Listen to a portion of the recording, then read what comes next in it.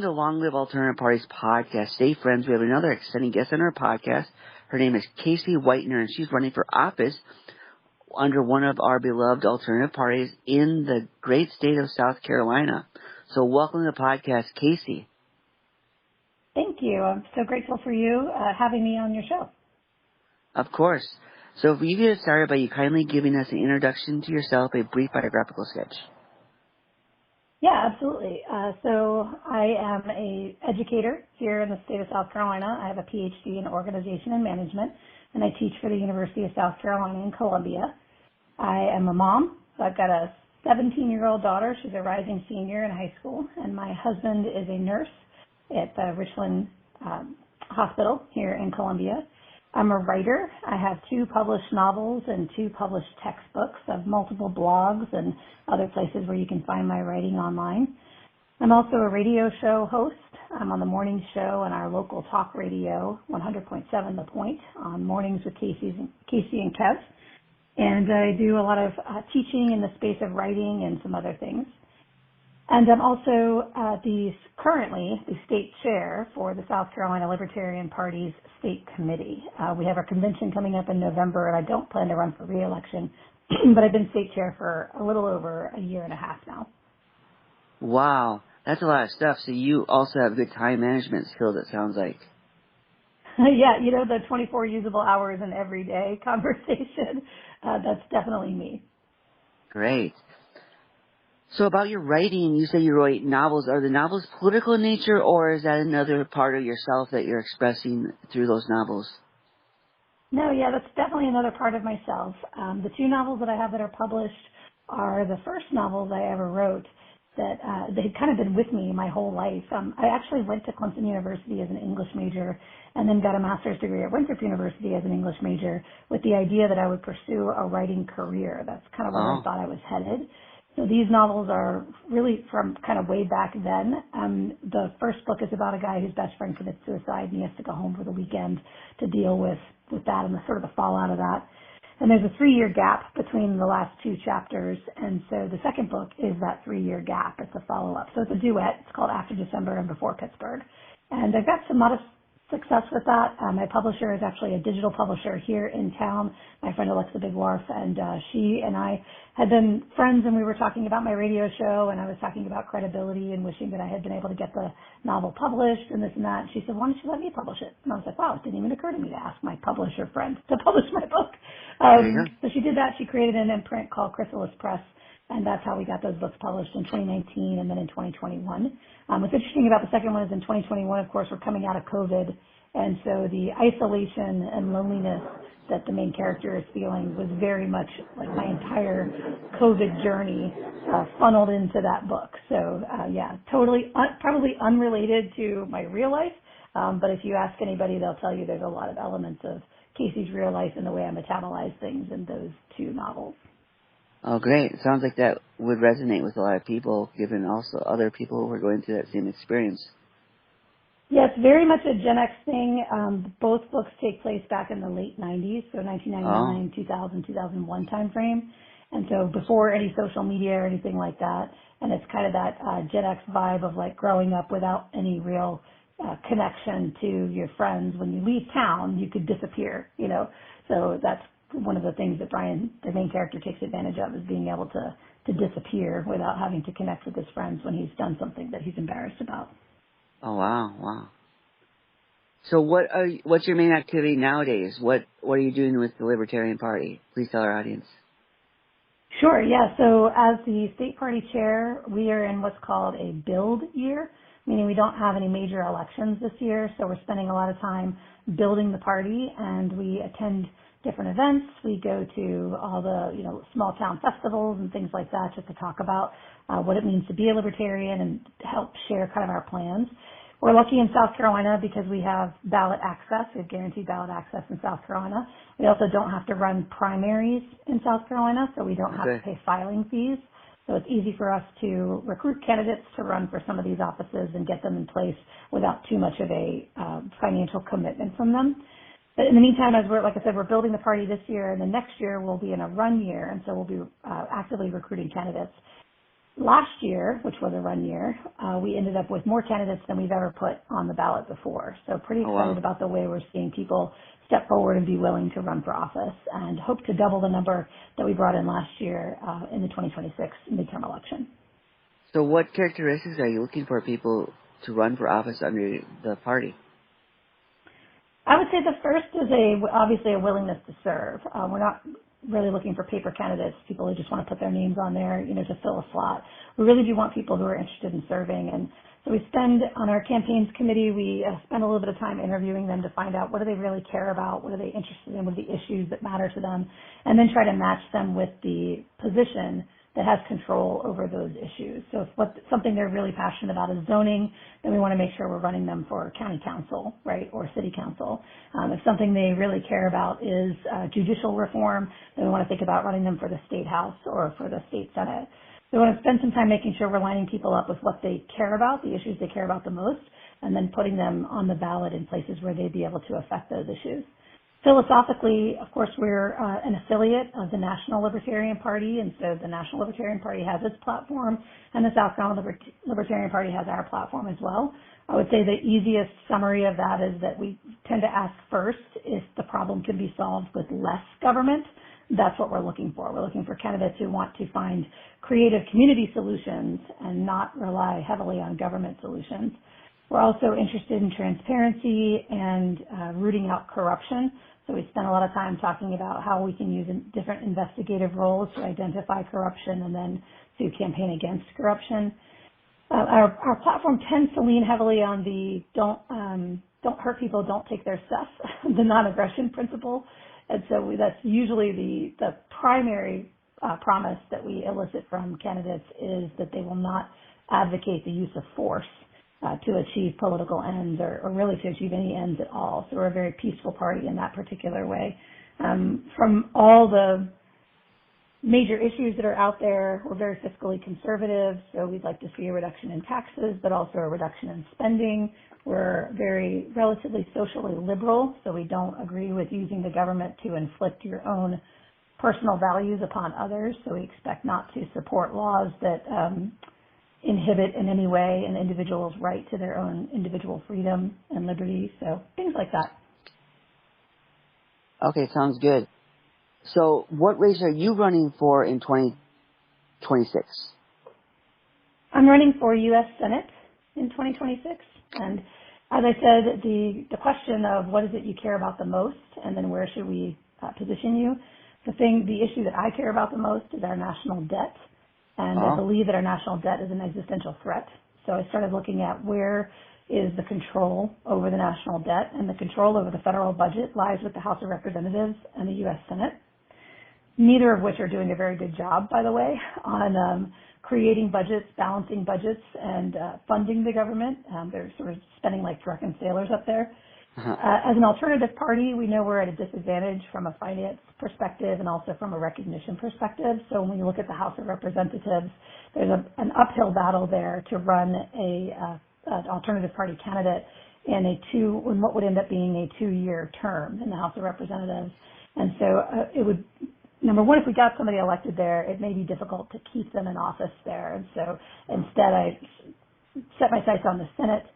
For the primary reason that that's a 6-year term, which would give me plenty of time to build coalitions and really prove what I can do when I get there within the powers of the Senate. But also because, as it might be national news or people may know nationally, Lindsey Graham is pretty vulnerable right now in the state of South Carolina. He's widely unpopular in our state. People are concerned about his changing loyalties, and specifically, we've seen times when he has spoken in one direction, and then when the tide's turned, he's spoken the other direction, and South Carolinians are feeling like they can't trust him.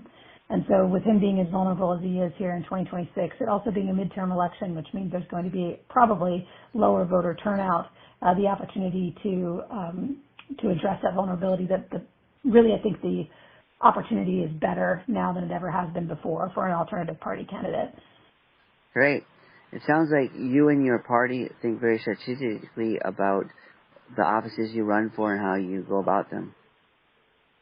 I mean, as you might imagine, we have limited resources. I mean, obviously we're small, so we don't have a whole lot of people to do the heavy lifting of things like door knocking and, I mean, even social media posts. We don't have a lot of expertise of people who, ran successful campaigns. We don't have any paid employees in our party. So when you have limited resources, you've got to be really strategic about how you spend those resources. In South Carolina, in our General Assembly, we have a lot of people who run unopposed. And so what we'd like to do is make sure that nobody runs unopposed. And that was our goal in 2024, was to make sure that nobody ran unopposed. And like I said, we fielded more candidates than we ever have before, but we still had quite a few running unopposed. So we're hoping in 2026 we'll increase the number of candidates that we have, but really we want to give the voters choices, give the voters options, and make sure that everybody who does get elected has to work for it. Exactly, yeah. It's too easy for them if they run unopposed. Exactly. Great. So you said your big issue is the deficit. So how do you plan on reducing the deficit? There's a lot of talk about what supposedly Elon Musk and them were doing about lowering the debt, yet there's still problems going on with this stuff. So what would be your approach to this? Yeah, my first approach is to reduce our federal spending by 5% across the board. So every single agency needs to reduce their budget by 5%. And that budget needs to come down by 5% every single year. I'm not sure if you remember, but Rand Paul put forward a similar proposition. He wanted every agency to reduce their budget by 1%, and he got zero support for it. Like, there's just no appetite in Washington to reduce the amount of spending happening in the federal government. But that would be my first call, would be that the federal government budget each of those departments needs to reduce their spending by 5%. The second piece, using the power of investigation, is to look into the massive amount of government contracts that we do, specifically with large consulting firms that receive a lot of money from the federal government. Start looking at some of these mega deals that are out there and how these consultancies and other businesses, these government contractors, are charging the government, a lot of which is, there's a lot of fleecing that goes on in procurement. So I would say revision of the procurement process is another big part of that, reducing the national debt. The third piece is working with our creditors to try to show in good faith that we are trying to be a more fiscally responsible country. So as we start reducing our budget and start paying our debt on time and not increasing the spending, the debt ceiling, and not being irresponsible the way we have been all these years, try to show that we've been good fiscal citizens, then to go and try to negotiate with some of our creditors to reduce some of that debt or reduce some of those interest rates and that interest payment. The national debt right now is almost insurmountable. I mean, there are economists that will tell you we'll never dig our way out of this national debt. But like I said, I consider it to be an existential threat. So if we're not even trying, if we're not even working on it, if we're pretending like it doesn't exist, then we're just headed off the cliff, like Toonces the Dragon Cat, without any, level of responsibility. So I would just like to see that, and I would also like to see a balanced budget as well. Okay. So the way you see things is, if we don't get this deficit under control, the very existence of our nation is threatened. Yeah, I mean, we're vulnerable to our creditors, right? And when you're vulnerable to your creditors, you have to do things you don't necessarily want to do. And we're already seeing compromises being made as far as having to participate in and support wars that we don't necessarily want to be part of, but we're having to do it because we've got creditors, right? We're already seeing policies and regulations that are benefiting certain industries, industries that are powerful, industries that are important to our creditors. We also see where some of our major industries, like our shipping, our ports, our shipping, imports and exports, the assets within those industries are owned by foreign entities because, again, we need the money. And so we've been kind of having these garage sales of things that are actually American assets. I think the most recent thing that came on board with the idea of it was for affordable housing was to sell public land, right? It wouldn't be a far jump to say, well, why wouldn't we sell public land to earn more revenue or earn more money? And then on top of that, we're going to continue to tax. As we continue to spend and we have to generate more revenue to cover our debt, but also cover our reckless spending, we'll continue to tax. And the more you tax people, the less likely they are to stick around. It kills businesses. They don't want to invest. They don't want to grow here. We will run out our billionaire class. They're not going to want to be here if they have to continue to foot the burden for everybody else in the nation. And we'll see ourselves bankrupted. And as a nation, we'll see, I think, a social drain as far as we're going to lose a lot of those entrepreneurs and a lot of those, the wealthy people who fund entrepreneurs. They're going to go elsewhere. They're going to go to other countries that are not levying such a burden on them. Oh, wow. Yeah. The way you frame it is we definitely want to get this under control. So we don't want to. Yeah, I hate that it's like this doomsday scenario because the thing is, as much as that's my issue, and I will continue to call it an existential threat, I'm really optimistic about what we can do about this. Wow. I really believe that we can tighten our belts. I do believe that with some austerity measures, we can get ourselves out of this mess. I mean, I think the American people want to be better at this. We don't want to be irresponsible in this way. You know, as a country, as a culture, we don't like the idea of carrying a lot of debt around. But I think that we just have to work together for it, and people have to be willing to make sacrifices. Sure, yeah. That's a good point. So, you also talked about, all these financial issues you were talking about that you want to, what was the issue? Was in addition to the deficit, it was also about, was it campaign finance reform? Did you want to do that too? Yeah, I mean, I think part of the reason we have the broken system that we're living with right now is because we are under the tyranny of this two-party machine. So the Democrats and the Republicans work together to keep each other in power. They work together to not solve problems so that they can go out there and fundraise on those problems. We think about an issue like immigration. Anytime that we see President Trump deploying the National Guard to California, both parties are able to fundraise, right? The Republicans say California can't be trusted. There's a lot of illegal immigrants. There's a ton of disruption and unrest. ICE is trying to do their job. We need your money to fund, right, this effort to expel illegal aliens. Fundraise. On the other side, Gavin Newsom and his crowd, you know, this is an assault on our freedom, an assault on our people.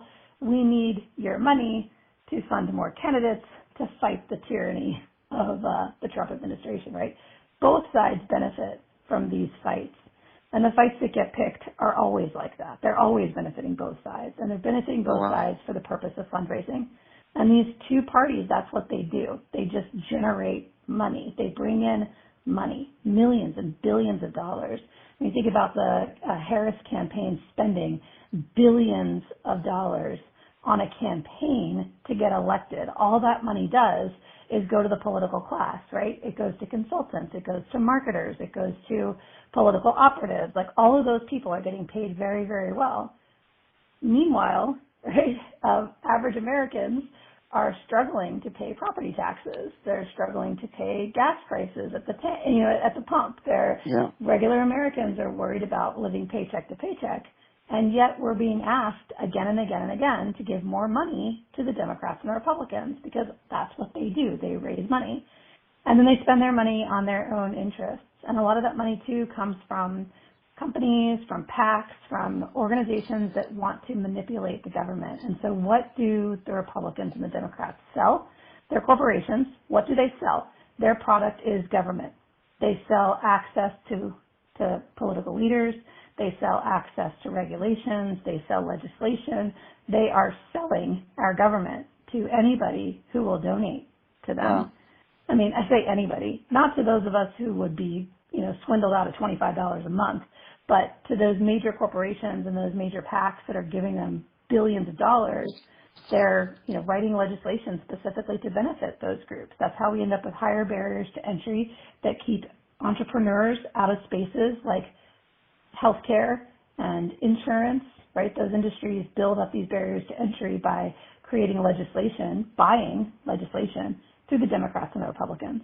And those two parties know exactly what they're doing. And I'm sad, but I think the American people are complicit in that they are not aware that this is how the system works and that they're being taken for a ride. Okay. So what is the answer to that? Is it banning lobbyists or banning PACs, or what is it? Electing independents. It's electing people who are not beholden to the major parties. You've got to elect somebody outside the duopoly. Okay, so it's not a matter of passing new laws or reforming the system. It's the alternative parties are the answer. Well, there's no appetite to revise the system within those two parties, right? Like they're doing very well. They're very happy. You know what I mean? So they have no appetite. As I mentioned, Rand Paul asking for a 1% cut, right? And nobody was willing to vote for it because those two parties are still doing very well. They don't have any reason to revise the system or to fix the system. So you can't fix the system as long as the two of them are still in power. We've got to elect independents. You've got to elect alternative parties. You have to put people in there that are wanting to do what's best for the nation and wanting to do what's best for their states and their districts and their constituents, not people who are there to enrich the Republicans and the Democrats. But any time you vote for a Republican or a Democrat, you are simply perpetuating the problem. Wow. Wow, well put. Thank you. So in the middle of your conversation about the financial issue, the debt, and the fundraising, you mentioned the issue of immigration. So I'm curious if you care to share, and that may be a part of your Senate's office if you get elected to that position. What is your plan for immigration? How would you like things to run? Yeah, I think immigration is part of the reason that we're not lagging behind some of our peer countries that have very strict policies. We do not replace American workers at a 1-to-1 ratio, right? Our birth rates aren't high enough. So immigration is part of the way that we've been able to remain a prosperous nation. So we need to maintain an immigration system that encourages immigration. We need to bring, folks in here to do the work and to make a better life for themselves. I think my vision is a cheap and easy way to come to the United States and pursue your dream. And what I'd like to see us do is decentralize the process. So if you come to the United States and you decide to rent a home, you have to go get the power turned on. If you go to turn on the power and the power company says to you, "Are you registered here in the United States?" and you go, "No," then the power company goes, "Oh, well, that's cool. Let's take care of that right now." And they go to the portal, a software portal, they log in, and they get you registered right there. They take your ID, they get your information, and now you're registered and you're in our national registry as a visitor, as a guest, as a temporary resident, right?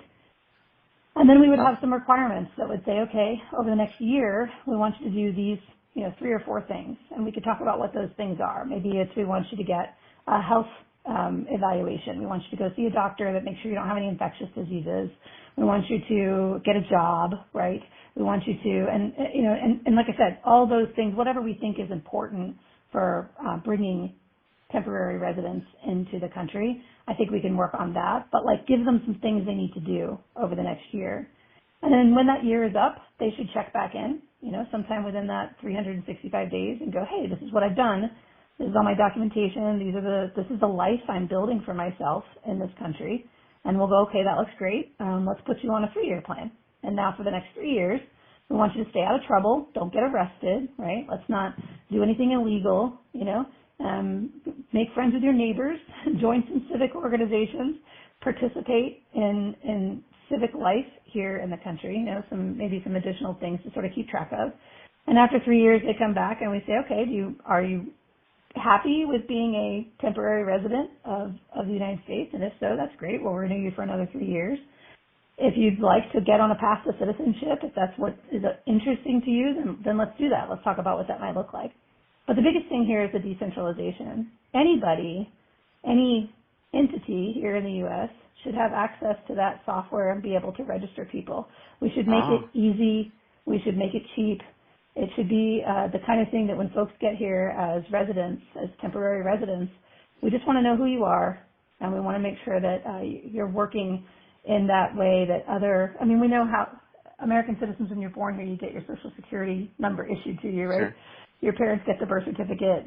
So everybody's registered with the government from the very beginning when they're born here. So let's just bring our residents that move here. Let's ask them to do the same thing. And then, let's give them some clear and easy tasks to do that will demonstrate that they have a seriousness, a purpose in living here in America, and that they mean no harm, but that they'd like to contribute to our society in some way. Okay, great. Great. That sounds like a reasonable and compassionate immigration policy. I love that you said compassionate, because to me that's the critical piece. Is we are lacking compassion in our immigration conversation right now. We're not talking about how hard it is for these temporary residents to come here and what they gave up in their home countries to be here. And I really think it's important that we come at this with love. Love for people, love for our country, right? Love for all the things that America stands for, that we know others wish to be a part of, and welcome them. Great. Yeah. I also like what you said about the immigration is the reason that we maintain our prosperity.